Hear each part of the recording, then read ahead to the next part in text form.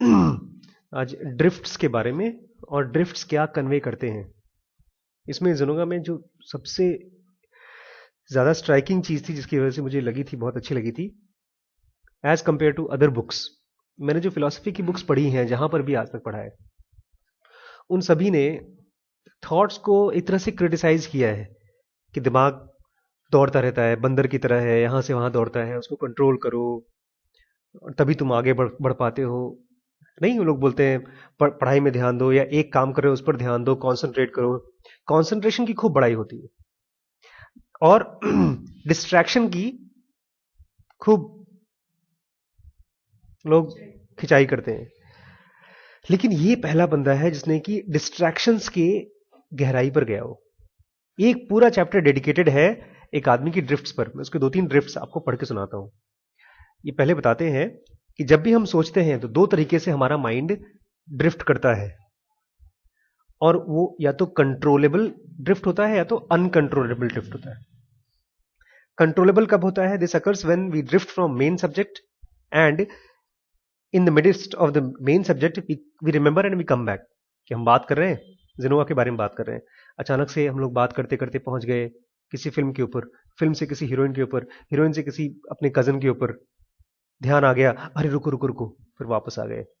जो ध्यान आ गया और वापस आ गए, this is called as controlled drift, controllable drift. और एक होता है अनकंट्रोलेबल, जहां पर हम लोग ध्यान आता ही नहीं है, भूल ही जाते हैं, पढ़ाई करते करते ध्यान ही नहीं रहता। तो एग्जाम्पल के तौर पे इन्होंने क्वेश्चन लिया है, जस्ट टू थिंक, हम सोचने की कोशिश करते हैं, what is man, what is the meaning of word man.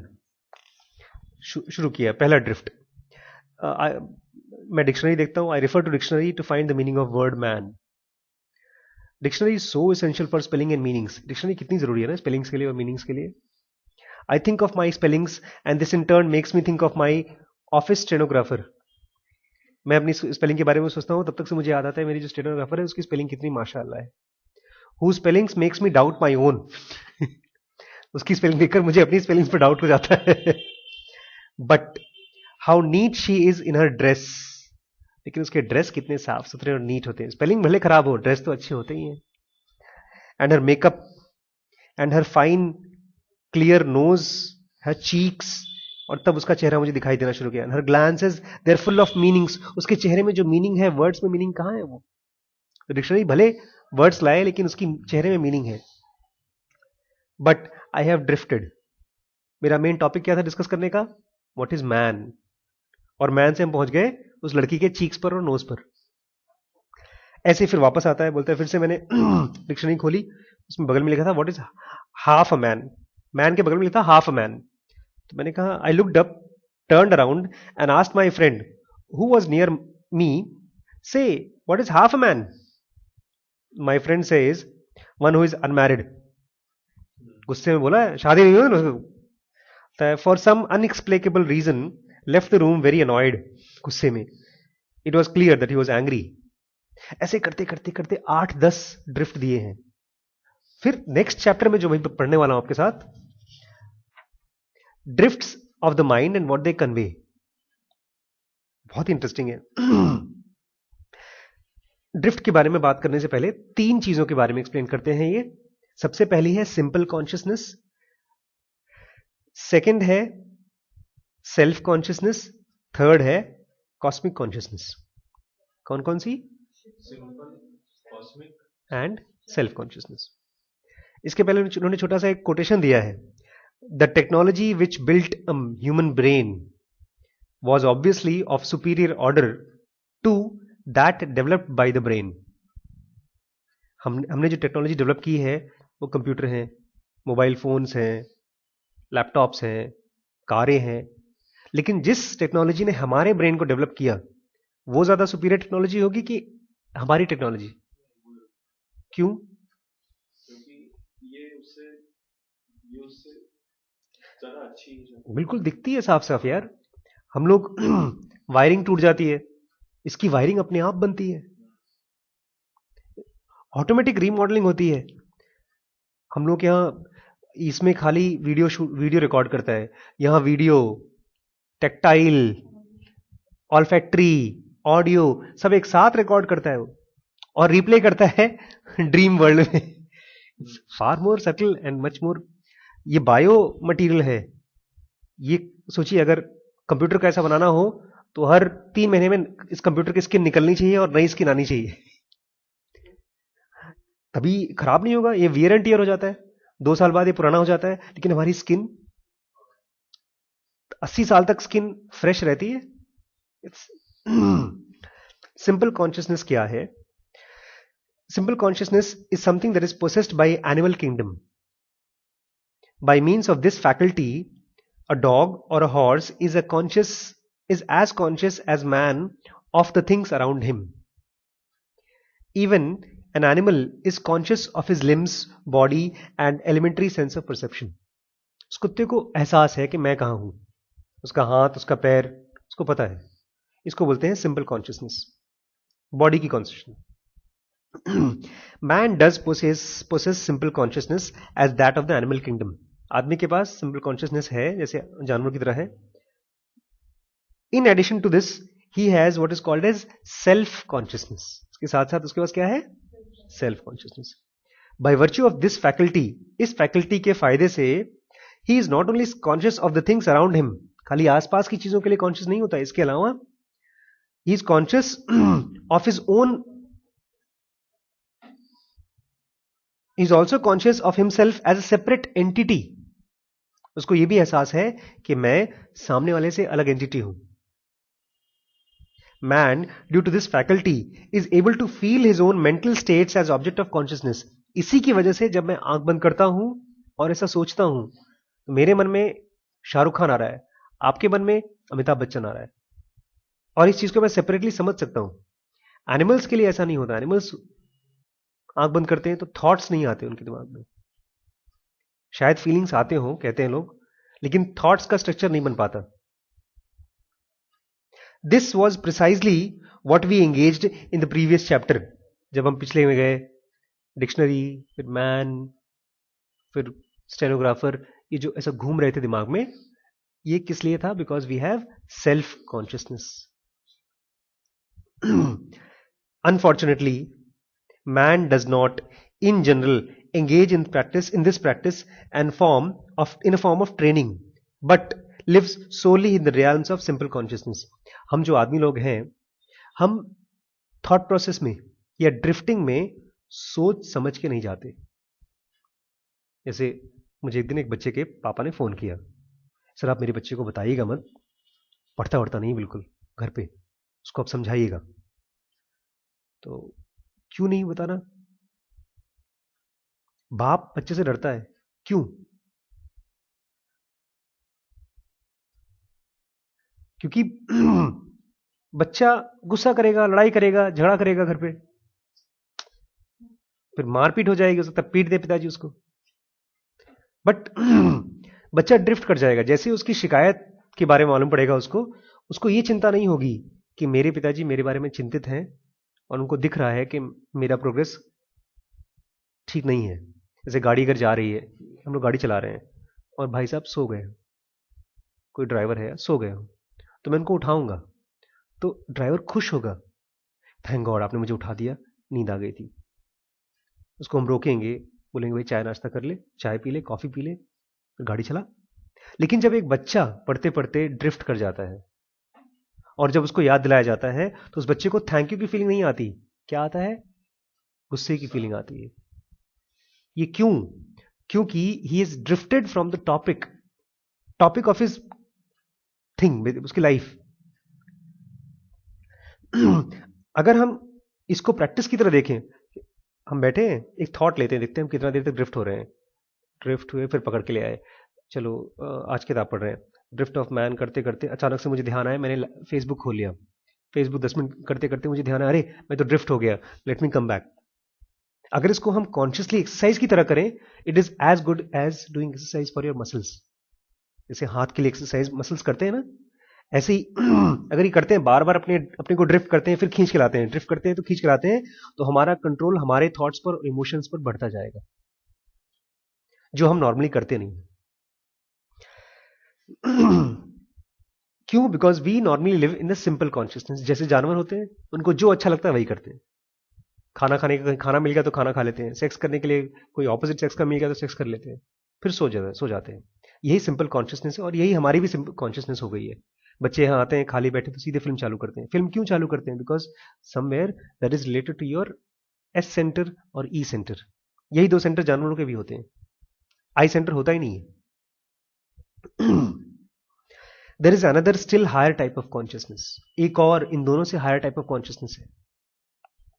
We call it as cosmic consciousness. क्या बोलते हैं उसको हम? Cosmic consciousness. This is far above the self consciousness. बहुत ऊपर है सेल्फ कॉन्शियसनेस से. As is the self consciousness of man far above simple consciousness of animal. जितना दूर जानवर की कॉन्शियसनेस से आदमी की कॉन्शियसनेस है, बहुत दूर है. हम इतना दूर हैं कि पूरी एनिमल की किंगडम पर हम राज कर रहे हैं, ह्यूमंस. इतना जितना डिफरेंस है, इतना ही डिफरेंस है सिंपल कॉन्शियसनेस, सॉरी हाँ, सेल्फ कॉन्शियसनेस में और कॉस्मिक कॉन्शियसनेस में. It is a very high form of consciousness, not yet practised, understood और पोसेस्ड बाय एवरेज मैन. हम लोग इसके बारे में क्यों नहीं जानते? क्योंकि ना तो हमने आज तक प्रैक्टिस किया है इसके बारे में, ना हम इसको पोसेस करते हैं, और ना ही तो हम समझ पाते हैं. एक हमारे इलाहाबाद में एक तांत्रिक, हमारे एक फ्रेंड है, he is accountant but he is also practitioner of tantra. हाँ, वो पार्ट टाइम में करते हैं, किसी फायदे के लिए, अपने लिए करते हैं बेसिकली, वो उनकी साधना है. तो वो बता रहे थे कि आज से करीब 15-20 साल पहले, 20-25 साल हो गए होंगे, मेरा छोटा भाई जो है ना, वो सुनता बोलता नहीं है, डेफ एंड म्यूट है. तो उसके लिए हम लोग बहुत जगहों पर गए, मंदिर गए, हॉस्पिटल्स में गए.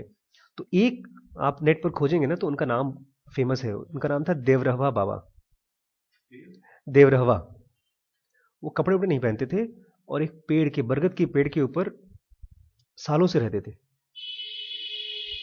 मैं, मेरी मम्मी, मेरा भाई और मेरे पिताजी गए थे उनसे मिलने के लिए कि उनका आशीर्वाद मिल जाए तो शायद मेरा भाई सुनने बोलना शुरू करे. ही is a very famous man, और कोई पैसा रुपया नहीं लेना, कुछ आश्रम आश्रम नहीं बनाना, बस उसी पेड़ के ऊपर रहते थे. और जब वो खत्म हुए तो कहते हैं उनकी उम्र कुछ 120 130 साल थी. तो ये तांत्रिक जी से बता रहे थे हम कि बातचीत कर रहे थे, तो बोलते मैं एक बार गया था देवरहवा बाबा के पास, और वो आदमी आंख बंद करके वैसे से ऐसे ही बैठा रहता था बस. तो बोलते मेरे को मन हुआ कि मैं एक बार इस आदमी से बात करना चाहता हूं, चाहे आंखों से बात कर लूं.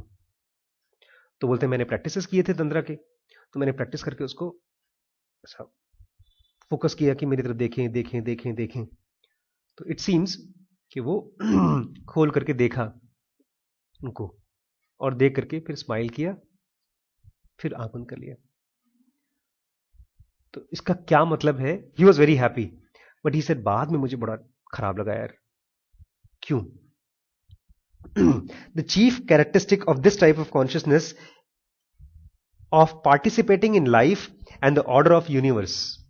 जो आदमी कॉस्मिक कॉन्शियसनेस में रहता है, he is now participating in the order of cosmos और लाइफ. एक बहुत बड़ी एनर्जी है जो सन, मून, प्लैनेट्स सबको जिंदा रख रही है, डिस्ट्रॉय नहीं होने दे रही है. साइंस नहीं मानती उसको. साइंस बोलती है अपने आप हो रहा है सब कुछ. लेकिन ज़ेनोगा बोल रहा है कि एक चीज है जो सबको जिंदा रख रही है, उसको भगवान भी नहीं बोलता ये. तो जो आदमी कॉस्मिक कॉन्शियसनेस पे पहुंचता है, he starts participating into that energy और that life. This cosmic consciousness cognizes not through laborious process of reasoning and deduction but by awareness. इसमें जो जानकारी आती है हम लोगों को, वो तर्क से नहीं आती कि सर जो है ना, सर देखो सर ने एमबीबीएस किया है, एमडी किया है, इसलिए समझदार होंगे, या यार उनको पैसे की जरूरत नहीं है तो हमको लूटेंगे नहीं. ये लॉजिक है, बट इसमें लॉजिक से नहीं. हम कॉग्नाइज मतलब कोई चीज जानना, कॉग्नाइज करता है लॉजिक से नहीं, but through laborious process of reasoning. ये लेबोरियस प्रोसेस, लेबोरियस मतलब मेहनत का काम है. ये किताब खोलना और पढ़ना कितना दिमाग का काम है ना, एक एक वर्ड पढ़ेंगे, उसका मतलब सोचेंगे, तो इट्स लेबोरियस. बट जो कॉस्मिक कॉन्शियसनेस में होता है, ही यूजेस अवेयरनेस. जैसे एक बच्चा था, उसको तो मैं जानता हूं, वो घर छोड़ के भाग गया था, तो ऐसे ही किसी बाबा ने उस बच्चे के कपड़े को छुआ और आंख बंद किया और बता दिया कि कहां पर है वो। It's like direct awareness. तो इसमें जो कॉस्मिक कॉन्शियसनेस है, that works according to awareness and not just through reasoning. भी कर सकता है जब चाहिए तो, बट उसकी वजह से नई नई फैकल्टी आ जाती है। It thus places human being endowed with such consciousness on a plane of existence superior to that of a normal human being. तो जो आदमी कॉस्मिक कॉन्शियसनेस में पहुंचता है, वो एक सुपीरियर ह्यूमन बीइंग की तरह महसूस करेगा अपने आप को, आम आदमी से काफी ऊपर। So much so that it would make him almost a new member of a new species. उसको लगेगा कि मैं कुछ अलग ही स्पीसीज हूं, आदमी से ऊपर उठ करके कुछ स्पीसीज हूं। एक फिल्म आई है, आप उसको देखिएगा, उसका नाम है नो नहीं अर्थ। उसमें कियानो रीव्स धरती पे आता है कहीं से बाहर से, तो and he is some sort of alien. कुर्सी पे बैठ करके यूएस की डिटेक्टिव एजेंसीज उसकी जांच कर रही है, तो उससे सब क्वेश्चन पूछते हैं, तो बताता है तुम कौन हो, कहां से आए हो, सब आंसर देता है वो। फाइनली वो पूछते हैं क्यों आए हो तुम, तो बोलता है कि मुझे लगता है कि आपको ये सवाल नहीं पूछना चाहिए। बोलता है बताइए बताइए। बोलता है ठीक है आपकी मर्जी, हम बता दे रहे हैं, बट जिम्मेदारी आपकी है, जब इसके बाद कुछ खराब होगा तो। मैंने कहा बताइए बताइए। तो बोलता है मैं अर्थ को बचाने आया हूँ।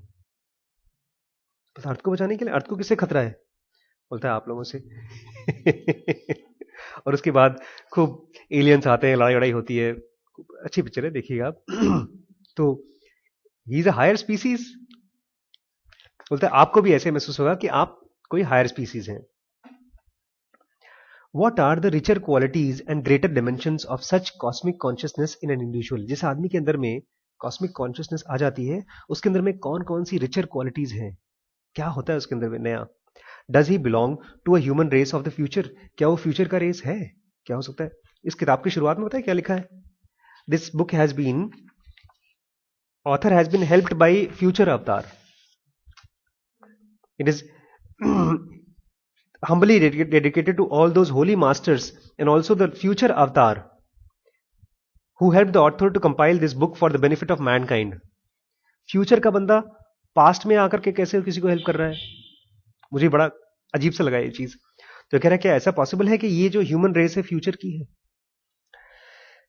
The direct and visible reaction is a radical yet constructive change in attitude towards and also in all aspects of life.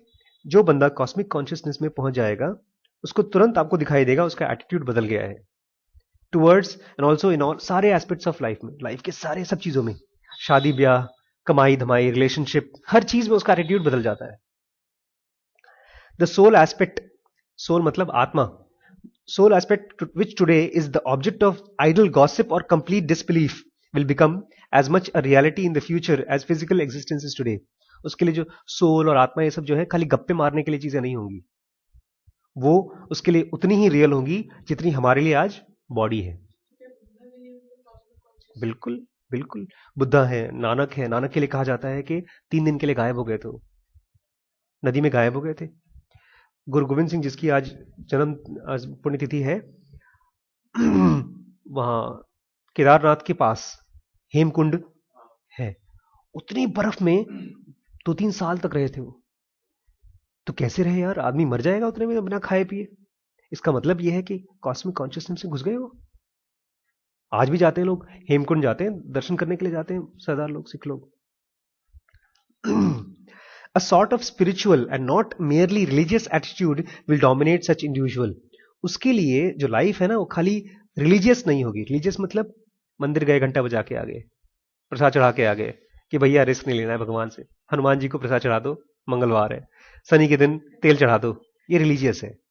लेकिन उसके लिए मैटर हो जाएगा स्पिरिचुअल। स्पिरिचुअल मतलब मेरी लाइफ में ये घटना हुई है, उसका मतलब क्या है? Why have I born? उसके लिए क्वेश्चन मार्क हो गया है, और he wants to find out and he wants to grow into something higher. All past tradition will be swept aside. Past tradition मतलब मेरी माता जी बोलती हैं बृहस्पतिवार को दाढ़ी मत बनाया करो, नाखून मत काटा करो, केला मत खाया करो। केले का पूजा होता है, विष्णु भगवान जी को माना जाता है केला। अब केले की पूजा होती है तो बृहस्पतिवार को कैसे खाओगे? तो विष्णु जी को कब खाओगे? गुरुवार को मत खाओ, शुक्रवार को खा लो, शनिवार को खा लो, गुरुवार को छोड़ दो विष्णु जी को। एक छोटी सी कहानी है। एक पंडित जी थे, शंकर जी के बड़े पुजारी थे। उनके पास वो थी नहीं थी, ठाकुर जी थे, काले पत्थर आते हैं, तो ये लोग ले जाते हैं पूजा करने के लिए। तो उनके साथ उनका चेला था। तो एक दिन पंडित जी को बड़ी जोर से लघु शंका करना था, पॉटी वोटी करना था। तो चेले को बोला, ठाकुर जी को संभाल के रखो।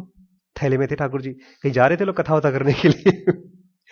तो चले गए। तो इसको लगा, अरे यार इतने सुंदर सुंदर आम और बेर है, कैसे तोड़ा जाए। उसको कहीं पत्थर वत्थर नहीं मिला, तो उसने ठाकुर जी को निकाला, फेंका, कुछ बेर टूट गए, लेकिन उस चक्कर में उसके ठाकुर जी गायब हो गए। उसने एक बेर निकाल के धो धा करके रख दिया ठाकुर जी की जगह। वहां गए, पूजा पाठ करने लगे।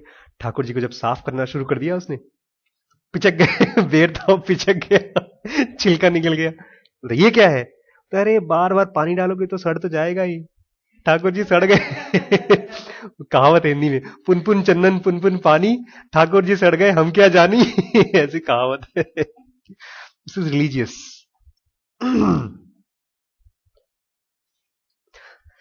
The question of belief or disbelief in the metaphysical side of life will not exist for it. For it will be seen, heard, felt and verified.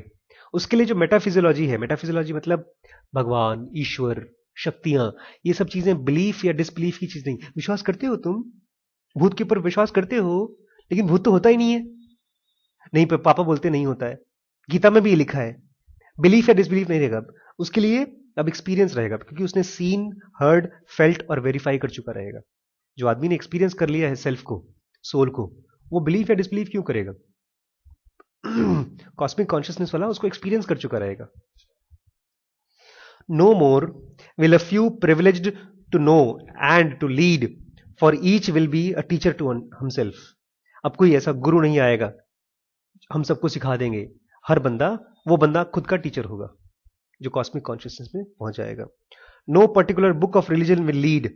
Quran या रामायण, रामचरितमानस अगर जला दो तो पूरी आग लग जाएगी, कुरान जला दो तो पूरी आग लग जाएगी।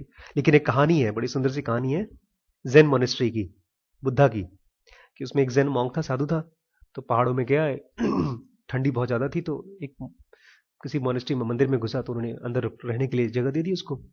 और उस मंदिर में एक सुंदर सी, बड़ी सुंदर सी बुद्धा की लकड़ी की वो थी मूर्ति। तो उसी में रुका था वो। फिर जब सुबह मंदिर का पुजारी बाहर आया तो उसने देखा कि जो लकड़ी की मूर्ति थी वो जल चुकी थी, पूरी भस्म हो चुकी थी। तो ये क्या? बोलता है, मैं क्या करूं, लकड़ी के बुद्धे को जलाया तभी जाके ये बुद्धा बचा रहा, नहीं तो मैं ही मर जाता। अब अगर ये चीज बुद्धिस्ट मांगते तो बर्दाश्त कर लेंगे, लेकिन वहीं पर हिंदू हो या मुसलमान हो, यहां तो शंकर जी की पिंडी टूट जाएगी तो हाहाकार मच जाएगा। तो ये बोल रहा है कोई बुक या कोई मूर्ति किसी को लीड नहीं करेगी। Truth will not be monopoly for few. सत्य जो है खाली किसी लोगों के पास नहीं रहेगा, उस बंदे के पास खुद आ जाएगा सत्य। The word sin will disappear. Sin मतलब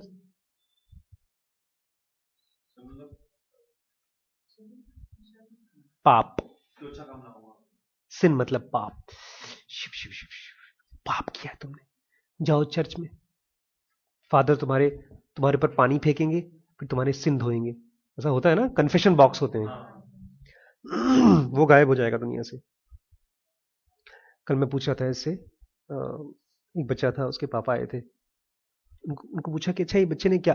अरे सर ये तो पूरा टाइम बिल्कुल नहीं पड़ता, इसने तो सब खत्म कर दिया है। मैंने कहा सर पास्ट में किया ना, अब आगे का करे, यही करेगा। उसको बेचारे को गिल्ट भर दिया उसके दिमाग में। स्कूल वाले गिल्ट भर देते हैं, कुछ तो सिन और कुछ गिल्ट। अगर लड़की के साथ सो गए तो सिन, एग्जाम में फेल हो गए तो गिल्ट, और गिल्ट और सिन लेकर के आप क्या कर लेंगे जिंदगी में? कुछ नहीं कर पाए। बोझ होता है यार। आज मैं गया यहां मकान मालिक के पास, उनका नल ठीक कराने के लिए गया था मैं। तो आंटी बोलती हैं, आपने हमारा फर्श खराब कर दिया, इसमें कारपेट बिछाया था मैंने, चिपका दिया था। मैंने कहा आंटी और पैसा चाहिए आपको फर्श ठीक कराने के लिए? नहीं नहीं, हम लालची नहीं है। मैंने कहा लालची नहीं तो क्यों बोल रही हैं आप, कंप्लेन क्यों कर रही हैं? अभी देखिए आप कंप्लेन करेंगी, नहीं तो हम आपको बता रहे हैं। मैंने कहा क्यों बता रही हैं? आपको पैसा चाहिए तो बताइए, नहीं तो मत बताइए।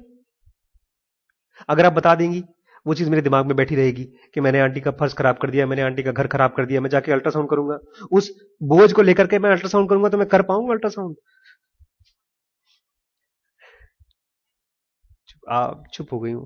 बट जस्ट इमेजिन कि अगर आप पढ़ाई करने की कोशिश कर रहे हैं, किताब पढ़ रहे हैं, तब तक से एग्जाम, फाइनल एग्जाम कल है, और आपके पिताजी आपको बता दें आकर के,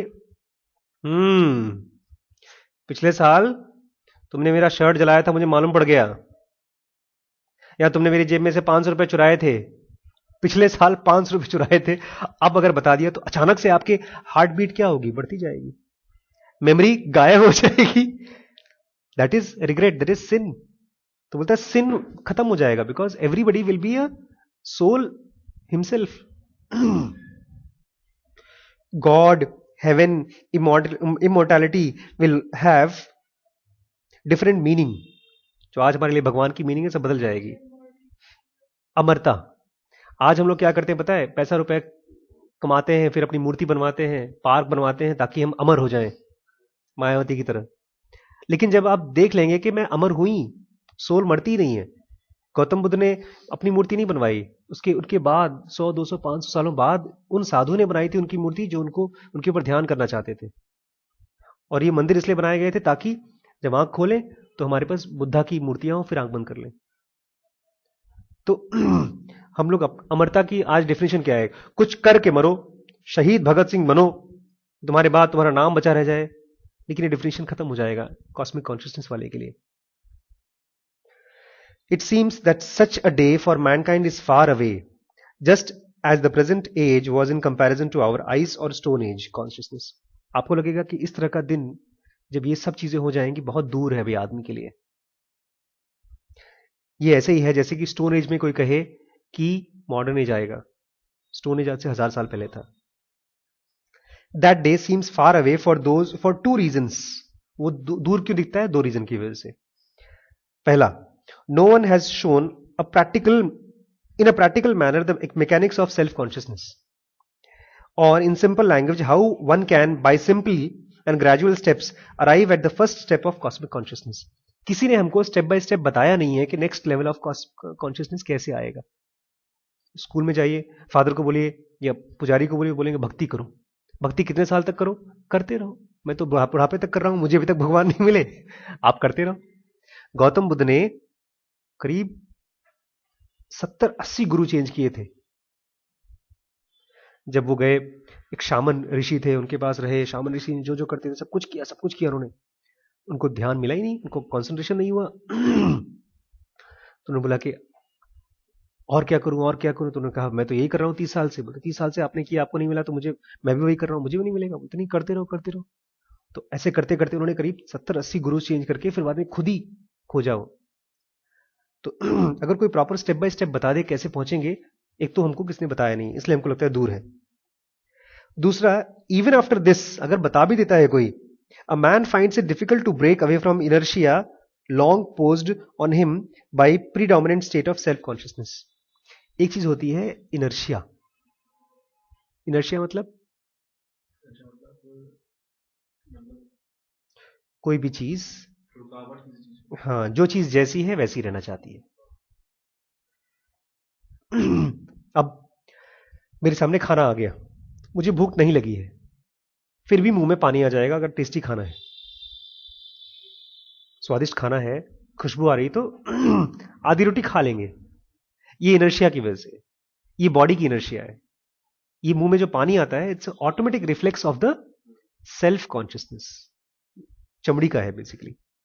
ये अच्छा है या खराब है नहीं बोल रहा हूं, ये इनर्शिया है। तो बॉडी का जो डिमांड है, जैसे सेक्सुअल एक्ट क्या है, इट्स अ बॉडीज डिमांड। आपके सामने ऑपोजिट सेक्स है, एक पॉर्न मूवी चल रही है और घर में कोई नहीं है, तो ऑटोमेटिकली हार्मोन्स इतने ज्यादा गश में आते हैं कि आपको मन करता है कि और देख लें और देख लें और देख लें। तो ये चीज, ये बोलता है inertia imposed by state of self consciousness. Self consciousness body की कॉन्शियसनेस है, माइंड की जो कॉन्शियसनेस है उससे प्रोड्यूस हुई इनर्शिया है। वो क्यों है? It is like an enormous pull of gravitation. जैसे ग्रेविटेशन का पुल है, ऐसे ही इसकी भी बहुत स्ट्रांग पुल है, which exhausts us as we climb higher. Cosmic consciousness में चढ़ने का मामला है आपको, मतलब अपनी जो नॉर्मल स्टेट ऑफ कॉन्शियसनेस है उसके ऊपर उठना पड़ेगा।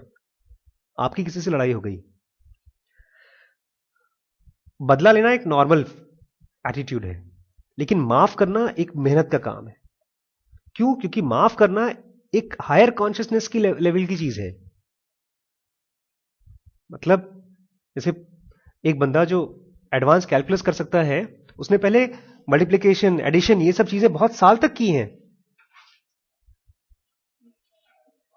अगर आप 20 साल तक मैथमेटिक्स के ढेर सारे मुश्किल सवाल लगाएंगे तब जाके कैलकुलस आपके लिए आसान होगी।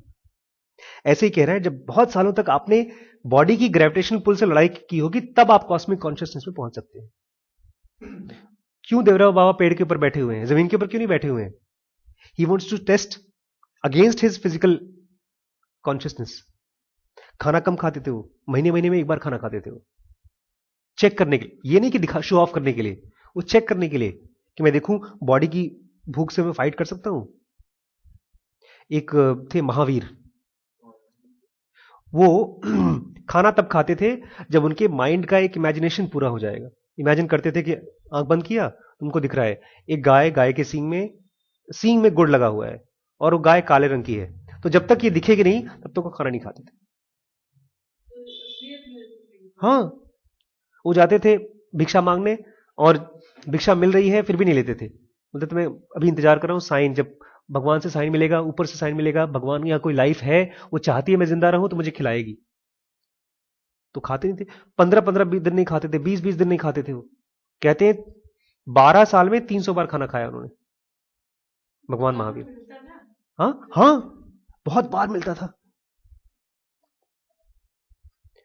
जैसे मैंने जो जेनोगा का वेबसाइट बनाया, IESM योगा बनाया, मैंने ये सोच के अलग बनाया था दो चीजें होंगी, या तो पीजे सहर जी मिल जाएंगे, या तो पीजे सहर जी मुझे मिलेंगे, बोलेंगे मुझसे लड़ाई करेंगे, क्या बनाया तुमने, ये मेरा काम है, ये मेरी बुक है, या तो मिल जाएंगे, या मैं इसको बच्चों तक पहुंचाऊंगा ओरिजिनलिटी में। तो फिर मिल गए मुझे, बताया था 2 हफ्ते पहले मुझे उनकी तरफ से मेल आया था, जिन्होंने किताब लिखी है। वो तो नहीं है दुनिया में अब, लेकिन उनके जो लीगल हायर हैं वो मिसेस हैंकल करके हैं कोई, तो ऐसा है। तो 2 रीजन की वजह से हम लोगों को कॉस्मिक कॉन्शियसनेस में हमको लगता है कि नहीं पॉसिबल है। पहला कि किसी ने हमको स्टेप बाय स्टेप बताया नहीं है, और दूसरा मालूम होने के बावजूद हमारी बॉडी की अपनी एक ग्रेविटेशनल पुल है। It pulls us to the ground and prevents us from making a fresh start by practicing simple steps along new lines. नई नई प्रैक्टिसेस करनी पड़ेगी और वो हम उससे कुछ दिनों में बोर हो जाते हैं। बोर मतलब बॉडी की जो ग्रेविटेशन है उसमें उसकी तरफ पुल हो जाते हैं। Man is there for content, even prefers to move within the old pattern of thoughts. इसलिए आदमी जो है कंटेंट हो जाता है कि अरे यार जैसा चल रहा है वैसे चलने दो। नया मालूम होने के बावजूद वो नया ट्राई नहीं कर पाता। Now, we realize that mechanics of self-consciousness are not easily understood. Not that they are difficult to understand, but because of long association with the mind with set pattern. जैसे आप मेरी लेक्चर सुन रहे हैं, सुनते सुनते अगर आपको नींद आ जाए तो ये इसलिए नहीं है क्योंकि आपका इंटरेस्ट नहीं है, ऐसा नहीं है। ये इसलिए है बिकॉज आपका एसोसिएशन, आपके माइंड का एसोसिएशन ऐसी चीजों के साथ बना हुआ है जो एंटरटेनिंग है। एंटरटेनिंग मतलब एक हीरो भाग रहा है हीरोइन के पीछे, या एक विलन भाग रहा है और चोर उसको पकड़ने वाला है या पुलिस उसको पकड़ने वाली, एक ऐसा एड्रेनलिन रिलीज होने वाली सीन है, वो आपको ग्रिप कर सकती है। लेकिन जहां पर आई सेंटर की चीज है उस पर आप ग्रिप नहीं होते हैं। तो आपके जो न्यूरॉन्स में केमिकल्स रिलीज होने के लिए जो बटन्स हैं, they are associated with something that is entertaining, not with something that is enlightening. भाई हम पढ़ते पढ़ते हमको समझ में नहीं आ रहा है लिंक कैसे टूटा, because it is associated with something else. जब मैंने पहली बार, अभी भी बहुत से लोग से मैं पूछता हूं कि there is a difference between these two words, awareness and consciousness. बहुत बड़ा डिफरेंस है। और मैं पिछले 5 साल पहले तक मैंने इस तरह की बुक्स पढ़ना शुरू की एमबीबीएस फर्स्ट ईयर में 1997 में। 97 से 2007, 8, 9, 10, 11, 12, 13, 14, तो ऑलमोस्ट 2006 तक मुझे ये लगता था कि कॉन्शियसनेस और अवेयरनेस एक ही चीजें होती है, इन दोनों में कोई डिफरेंस नहीं है। और बड़े बड़े गुरुओं को भी यही पता है कि कॉन्शियसनेस और अवेयरनेस एक ही चीजें होती है। लेकिन जब मुझे पहली बार इन दोनों का डिफरेंस देखा, मैंने खट करके मेरा दिमाग खुला, अरे आशीष, तो पूरी किताब लिखी जा सकती है इसके ऊपर, बिकॉज लोगों को पता ही नहीं है। तो ये जो एक एक्साइटमेंट आई, वो क्या हुआ, जो मेरा एंटरटेनमेंट के साथ एसोसिएशन था, वो एसोसिएशन वहां से थोड़ा सा कम होकर के आई सेंटर के साथ एसोसिएशन हो गया। Because difference between consciousness and awareness, इसमें कौन सा मजेदार चीज है यार। बट मजा आ रहा है मुझे अब। Man finds it difficult to adjust himself with new patterns. कोई नई चीज बता दो तो उसके साथ एडजस्ट करने में दिक्कत होती है। अभी मुझे अपने घर में एडजस्ट होने में दिक्कत हो रही है। And so every time falls back into the rut even when he takes new methods and practices. आपने नया प्रैक्टिस चालू किया, फिर से आप वापस रट में आ जाएंगे। The methods are to be followed, as we will show in this book, are simple and direct and will encourage the mind to give up the old pattern and take more to new ones. हम आपको धीमे धीमे सिखाएंगे कि old patterns को कैसे खत्म करें और न्यू को कैसे लें। थोड़ा सा और पढ़ लें। चलिए ये पेज खत्म करेंगे, फिर बात करेंगे। ठीक है। In the first chapter we saw how the mind of the man tricks. Whenever a person is engrossed in a profound thinking, आप बहुत गहराई से सोचने की कोशिश कर रहे हैं, the drift occurs to disturb him. अचानक से करते करते कुछ ड्रिफ्ट आ गया, फिर कोई ड्रिफ्ट आ गया डिस्टर्ब करने के लिए। So quickly does the mind runs away from the main subject selected for meditation or concentration that we notice it much later or sometimes not at all. ये ड्रिफ्ट्स इतने जल्दी जल्दी आते हैं कि आप उसको बहुत देर बाद आपको याद आता है, या बहुत बार याद ही नहीं आता।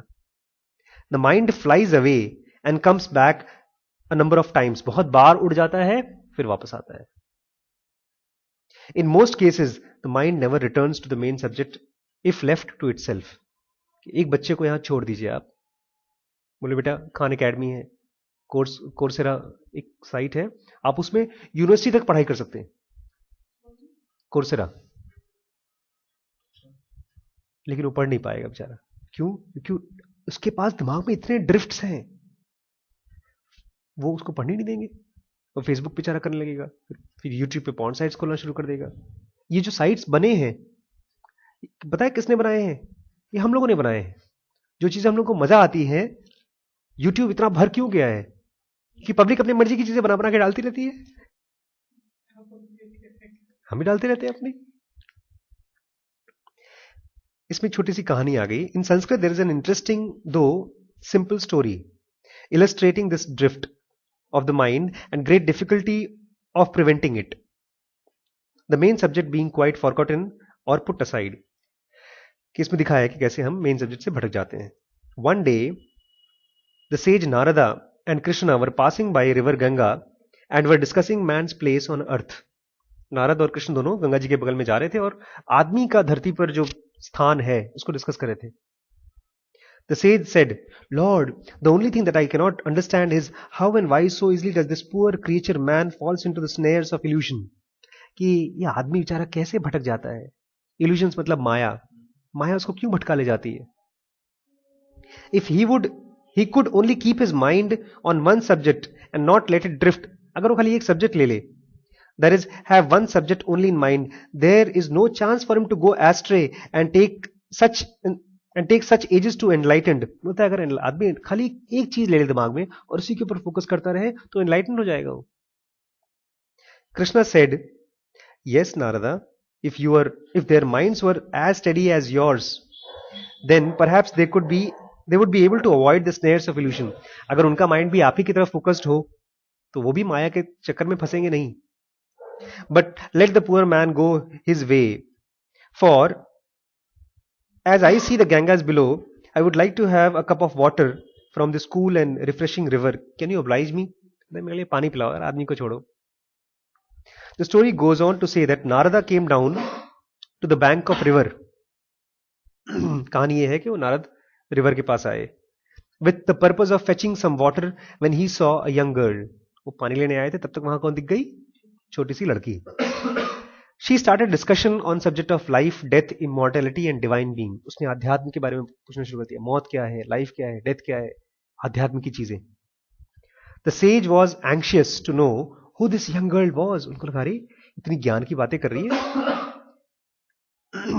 लड़की है कौन? The sage was anxious to know who this young girl was. उसको लगा कौन है लड़की. He spent a long time discussing with her. The cup with the water in his hand, जो गंगा से पानी निकाला था. He completely lost the sight of the fact that Krishna was waiting for him. उसको याद ही नहीं आया कृष्ण वहां वेट कर रहे हैं. And of his purpose in coming down to the river. उनको ये भी नहीं याद रहा कि मैं रिवर में क्यों आया हूं. The young girl then once again took the form of Krishna. Young girl कौन बन गई? कृष्ण बन गई. And said, you see Narad, even after seeing and knowing the divine being, it is possible to forget. भूल गए ना? Even a mind steady as yours, तुम्हारा mind जो इतना फोकस्ड है, drifts from contemplation of the main subject, जो main काम है उसके पास, भटक गया उससे. Then how much more difficult it should be for the mortals. तो आदमी के लिए कितना मुश्किल होगा ये. Then though they know not well their purpose as you do. तुम्हें तो अपना पर्पस पता भी है कि भक्ति है, उनको तो पता भी नहीं उनकी पर्पस क्या है. Drift away and completely forget the goal. बेचारे इसलिए भटक जाते हैं और अपना गोल भूल जाते हैं. ठीक है, बाकी नेक्स्ट इसका नेक्स्ट सेशन कल करेंगे, परसों करेंगे.